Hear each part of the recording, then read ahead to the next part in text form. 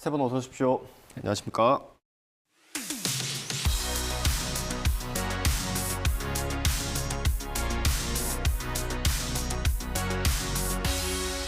네, 시청자 비평 리뷰 Y 시작하겠습니다. 먼저 이혜수 시청자 평가원께서 가져오신 오늘의 주제부터 들어보겠습니다. 일상에 파고든 마약 범죄가 사회 문제로 대두되고 있습니다. 마약으로부터 비교적 안전지대라 여겨졌던 것이 무색할 만큼 다양한 연령과 계층에서 마약 범죄가 확산되고 있는데요. 이에 정부도 마약과의 전쟁을 선포하고 수사기관이 집중 단속을 시작하면서 관련 보도도 잇따르고 있습니다. 끊이지 않는 마약 이슈, YTN은 보도 준칙을 잘 따르고 있을까요? 오늘 리뷰 Y 시간, 마약 범죄 보도를 살펴봅니다. 네, 지난해 말부터 올해 초까지 꾸준히 좀 마약 사건들이 많이 보도되고 있습니다. 올해 기자 생활 하셨으니까요. 예전에도 이 정도로 많았습니까? 어땠습니까, 실장님? 좀 최근에 더 많은 것 같습니다. 사실 이 언론의 마약 보도는 당국이 단속을 하고 그 결과를 발표하는 과정에서 보도되는 경향이 있습니다. 통계적으로 최근에 마약 범죄가 굉장히 늘어나고 있고 그에 따라서 단속도 많이 강화되는 추세입니다. 특히 이번 정부 들어서 이제 마약과의 전쟁을 선포하는 그런 상황이기 때문에 또 전담 인력도 늘리고요. 또 최신 장비까지 도입한다는 보도가 나왔기 때문에 이 마약 보도가 계속 늘어날 것 같은 그런 생각이 듭니다. 예. 네, 그럼 본격적으로 YTN 마약 범죄 관련 보도들 살펴보겠습니다. 박사님 먼저 말씀 들어볼까요? 네, 지난 10월 비평에서 본 주제를 다룬 바가 있죠. 이후에도 연예인, 유명인, 일반인, 중장년, 청소년 등 주체를 가리지 않는 마약의 급속한 확산이 잦아들 기미가 통 보이질 않습니다. 오늘 비평에서는 최근 마약 관련 보도를 살펴보고 저널리즘의 역할뿐만 아니라 본 사안의 심각성을 재차 되짚어보는 비평의 계기를 마련해보고자 합니다. 정부가 2023년을 마약과의 전쟁 원년으로 선포를 했죠. 그런 만큼 최근 들어 정부에서는 마약 관련 정책 발표가 적지가 않았고 이를 신속하게 전달한 YTN의 보도들 적절했다고 생각합니다. 이를테면 의료용 마약류 처방대 투약 이력 조회를 의무화하겠다는 정부 정책 보도가 있었고요. 이후 마약 범죄에 대응하기 위한 범정부 마약범죄 특별수사팀이 출범한다는 내용을 전한 단신도 있었습니다. 또 청소년 대상 마약 예방 재범 방지책을 강화할 여러 교육과 홍보 프로그램을 개발하겠다는 정부 정책을 전달한 보도 등이 있었습니다. 자, 이처럼 다양한 정책 보도를 발빠르게 전달한 점이 굉장히 좋았다고 생각하고요. 다만 정책 관련 보도가 주로 단신의 정보 전달 차원에서 이루어지고 있다는 점은 아쉬운 부분이었습니다. 박사님께서 제가 출연했던 방송을 봐주신 것 같은데요. 지난해 이 자리에서 마약 범죄를 전하는 보도가 단신에 그치지 않았으면 하는 당부를 드린 바 있습니다. 그 가운데 이번에는 진일보한 대담 하나가 눈에 띄었는데요. 박진실 변호사를 초청한 거미줄 같은 재벌 연예계 마약, 법정서 보는 현실은 대담이었습니다. 이 대담은 마약 범죄가 급증한 이유를 긴 호흡으로 다루고 있습니다.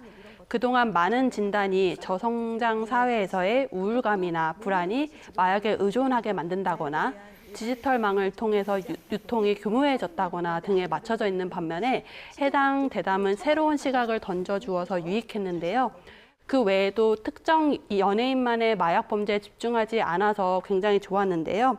마약 보도가 특정 연예인에만 이슈가 집중될 경우에 사회적이고 구조적인 문제를 가리고 한 사람의 평가에 집중되는 경향이 있습니다. 모든 이슈를 빨아들이는 게 바로 연예인 범죄 기사인데요. 그렇게 휘발성 보도가 되지 않도록 이 급증하는 마약 범죄의 원인을 다각적으로 다루고 있어서 좋은 대담이었습니다. 그 외에도 이 마약과의 전쟁이 마약 투약자들의 엄격한 처벌로 그치는 것이 아니라 예방에 집중해야 하고 또 이 마약 투여자들이 온전히 사회에 돌아올 수 있도록 재활에 집중해야 된다는 당부도 지적한 점도 훌륭했습니다. 구속 수사 영장이란 단어로 점철됐던 단신 보도가 만연한 상황에서 정말 필요한 대담이 아니었을까 싶습니다. 네, 제 의견이 예시가 될 수 있을 것 같은데요. 평가원님 말씀에 덧붙여 보자면요. 최근 유명 연예인의 마약 투약 혐의가 왜 보도된 이후에 언론사들의 관심이 본 이슈에 굉장히 편중돼서 집중이 되고 있잖아요. 근데 이 본 사안이 굉장히 중대한 일임은 맞습니다만 이 중요성을 감안한다고 해도 언론사들이 지나치게 화제성 차원에서 본 문제를 다루고 있는 것은 아닌가 좀 점검이 필요해 보입니다. 아울러서 헤드라인과 화면 구성에 이와 같은 보도를 다룰 때는 좀 주의가 필요해 보이는데요. 어이가 없네, 배우, 유아인, 프로포폴, 상습, 투약 혐의 입건, 보도는 배우가 출연했던 영화의 극중 화면, 극중 대사를 활용하여 뉴스를 구성하고 있는데요. 시청자의 이목을 끌 수 있는 헤드라인과 화면의 구성일 수는 있겠습니다만 영화 속 캐릭터의 이미지를 현실의 의혹을 다루는 보도에 삽입하여 보여주는 것이 적절한가? 의문입니다. 차분한 메시지, 화면 구성으로도 사안의 본질을 전하는데 무리가 없다면 이런 구성은 자제하는 편이 좋지 않을까라는 생각입니다. 결론적으로 말씀을 드리면 이런 시기일수록 특정 유명인에 관한 사건 보도에 치우치기보다는요, 구조적인 문제를 드러내고 개선점을 모색하는 보도가 필요해 보입니다. 예, 앞서 평가원님께서 잠깐 말씀해 주셨는데 대담은 어땠는지 좀 궁금하네요, 박사님. 네. 창고형 대마 파티룸까지 청소년층까지 파고든 마약 대책 없나, 이 대담이 저는 좀 유익했는데요. 본 대담은 마약 관련 실태에 대해 전문가 대담을 통해서 굉장히 심층적으로 짚어보고 있습니다. 청년 사범들의 급증, 그리고 SNS를 통한 유통의 다변화, 그리고 신종마약의 추이, 정부 정책의 한계 등 마약 관련해서 굉장히 중요한 이슈들을 이렇게 조목조목 짚어보고 있는 점이 굉장히 장점입니다. 뿐만 아니라 이 본 보도는요, 시청자의 이해를 도울 수 있는 통계 자료를 이렇게 한눈에 확 들어오게 시각적으로 굉장히 적절하게 제시를 하고 있는데 이 점이 굉장히 좋았습니다. 마지막으로 지난 10월 비평에서 문제점으로 지적됐던 마약 관련 은어의 불필요한 언급은 자제하면서도 이 은어의 사용이 마약 범죄 확산의 원인 중 하나라는 점은 적절히 지적하고 있다는 점도 눈에 쏙 들어왔습니다. 네, 제작진들이 이 프로그램을 많이 잘 보고 있는 것 같습니다. 네, 그런 것 같습니다. 또 마약사범 양형 기준 관련 내용을 다룬 또 하나의 대담도 좋았는데요. 재벌 3세 등 마약사범 무더기 적발, 마약 어디까지. 이 대담은 양형 기준이 마약 사범에 대해서 마련된 게 2011년인데 이후에도 대체로 비슷한 수준의 가벼운 양형 기준이 유지되고 있는 점을 전문가 패널의 입을 빌어서 이게 비판을 하고 있습니다. 다만 이 보도는 그래서 양형 기준을 어느 선으로 높이는 것이 바람직할지, 또 처벌 이외에도 예방이나 교화, 왜 이런 것들도 굉장히 중요하지 않습니까? 그래서 네. 예방이나 교화를 위한 법적, 정책적 대응책들은 없는 것인지까지는 이야기가 나가지 못해서 좀 아쉬웠습니다. 저는 의료용 마약류 처방 때 투약 이력 조회 의무화 추진 보도가 눈에 띄었는데요. 박사님께서 말씀해 주신 아쉬운 부분이 충족되었기 때문이 아닐까 싶습니다. 해당 보도는 말 그대로 수면을 돋거나 통증 완화를 위해서 사용되는 의료용 마약류 약을 처방할 때 처방 이력을 단계적으로 정보 제공한다는 내용입니다. 의사도 적정량을 처방하고 환자도 적정량을 조절할 수 있게 약물 중독을 예방하기 위해 새롭게 시행될 정책에 대해서는 알리는 것이 중요하다고 봅니다. 마약 근절을 위해선 예방과 재활이 중요하다는 여론이 모이고 있는 가운데 이런 기사들이 더 많아졌으면 좋겠습니다. 또 YTN이 태국 관광객이 알아야 할 10가지 대마 지침서 발간 소식을 알린 것도 중요한 보도였다고 보는데요. 태국에 관광했을 때 주의해야 된다라고 주의를 주는 것만 아니라 관광객들이 현명하게 대마와 관련된 규칙과 규정을 숙지할 수 있도록 알려주는 게 중요하다고 생각합니다. 다만 해당 내용은 YTN의 홈페이지에서만 볼 수 있는 기사였는데요. 본격적으로 지침서가 배포되기 시작하면 이 지침이 얼마나 유용한지 평가를 곁들여서 태국 당국의 실황과 분위기, 관광객들의 경험들, 여론을 묶은 대담도 편성되면 좋을 것 같습니다. 또 방송을 통해서도 이 기사가 자세히 보도되었으면 바라봅니다. 예, 이 마약 범죄라는 게 연예인 누가 마약했다더라, 어느 기업에 누가 마약했다더라, 여기서 그치지 않고 좀 정책적인 부분으로 접근할 수 있으면 좋을 것 같은데요, 실장님. 맞습니다. 그 마약이 사실 좀 특수한 분야이긴 하죠. 이게 전문가들이 나와서 대담을 하거나 또 취재를 심층적으로 하는 거 굉장히 중요하다고 생각합니다. 태국에서 그 대마를 피하는 방법을 지침서로 안내했던 거, 그런 것들이 유익했는데 방송에서도 그런 걸 할 수 있으면 좋겠고요. 그리고 이제 모르는 사람이 물건을 좀 맡아달라거나 운반을 요청했을 때 그걸 거절해야 된다라든지 이런 그 일반인들 입장에서 마약의 접근을 차단하는 그런 요령을 좀 자주 흔하게 알려주는 것이 큰 도움이 될 것 같다 이런 생각을 해봤습니다. 예. 이 범죄 보도할 때마다 항상 얘기 나오는 게 수법이 너무 구체적으로 나오면 안 된다 이런 지적들이 있지 않습니까? 어땠는지 궁금합니다. 전체적으로는 지난 10월 방송에서 지적한 사항이 많이 개선되었다고 보여지는데요. 수족관 돌, 7.2열이 알고 보니 마약, 90만 명분, 밀수 조직 적발 이 보도는 조금 아쉬웠습니다. 해당 보도는 세간의 눈을 피해서 사용됐던 수법들을 소개하고 있는데요. 지난 10월에 지적을 많이 했던 그 기자가 마약 유통망에 손쉽게 접근하는 장면을 몸소 보여줬던 보도와는 좀 다르게 범죄를 묘사하는 부분이 많이 덜어지긴 했습니다만 그래도 자료 화면을 좀 더 섬세하게 사용할 필요가 있어 보입니다. 가령 운동기구나 체스판 안에 마약을 숨겨오거나 각설탕, 시리얼, 수족관 돌과 섞어서 들어온다고 언급을 하면서 사용된 수법들이 자료 화면으로 여과 없이 노출되고 있는데요. 이 자료 화면이 언어적인 묘사보다도 더 즉각적으로 수법이 각인되는 느낌을 지울 수가 없었습니다. 또 지난해 적발 마약, 서울 인구 투입량, 전쟁 원년 보도 역시 인스턴트 커피에 섞여 있는 사탕 모양의 마약이라든지 야구 방망이나 외장 하드 케이스 등으로 밀반입되는 마약 실태가 자료 화면으로 사용되기도 했고요. 또 유흥주점 근거지로 마약 파티, 상습 투약 유통 16명 검거 이 보도도 마약 투여에 사용되는 주사기와 유흥주점에서 순식간에 주사기를 건네받는 장면이 자료 화면으로 나옵니다. 물론 말씀드린 보도들이 이렇게 점점 더 교묘한 방법으로 마약이 밀수입되는 실태를 알리고 그럼에도 수사망을 결코 피할 수 없다는 당국의 적극적이고 정교해진 단속 현황을 알리는 효과도 있겠습니다. 다만 그 언론 보도가 마약 유통 가이드북이 되지 않도록 조금 더 균형을 맞출 필요가 있어 보입니다. 네, 저도 평가원님의 의미 있는 지적에 일정 부분 동감했습니다. 그런데 오늘은 좀 다른 시각에서도 이 문제를 좀 짚어보고자 합니다. 마약 보도 관련 영상 처리를 어떻게 하는 게 적절할지 좀 고민이 깊었는데요.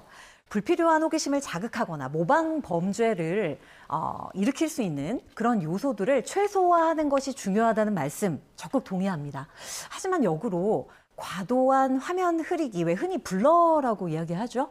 화면 흐리기 또는 모자이크 영상이 정확한 정보 제공이라는 언론 본연의 기능을 저해하는 요소가 될 수 있다는 지적들도 있는데 이건 역시 좀 경청해야 된다고 생각합니다. 네, 뭐 이 뉴스 제작하는 취재진들이 다 고민하는 지점이긴 합니다. 그 부분이. 네. 마약 범죄의 경우 사실 범죄의 모방을 경계를 해야 되지만은 이 같은 신종 범죄 수법에 자기도 모르게 우리가 이렇게 공모자가 될 수도 있지 않습니까? 그래서 공모자가 되거나 또 나아가서는 피해자가 될 수 있다는 점에서 시청자들에게 이 마약 범죄의 실상을 전할 수 있는 영상 자료의 경우 어느 정도는 적절히 활용되는 것도 필요해 보입니다. 그러니까 좀 쉽지 않은데 결론적으로는 불필요한 화면, 즉 뭐 정보 전달보다는 호기심을 부추기거나 하는 화면들이겠죠. 그래서 불필요한 화면의 노출은 최소화하면서도 사안의 현실성 그리고 심각성은 제대로 전달하는 용도의 화면은 적절히 활용하는 것이 필요하다라는 것을 기준으로 해서 보도 윤리 기준을 정하는 것이 필요해 보입니다. 네. 시장님께서 이 취재진들의 고민을 좀 덧붙여 주시겠습니까? 네, 그러니까 만약에 그게 모방 범죄 가능성이 있는 경우, 그다음에 화면에 선정적인 내용이 있는 경우가 있다면 그것은 뭐 당연히 주의를 해야 될 것 같고요.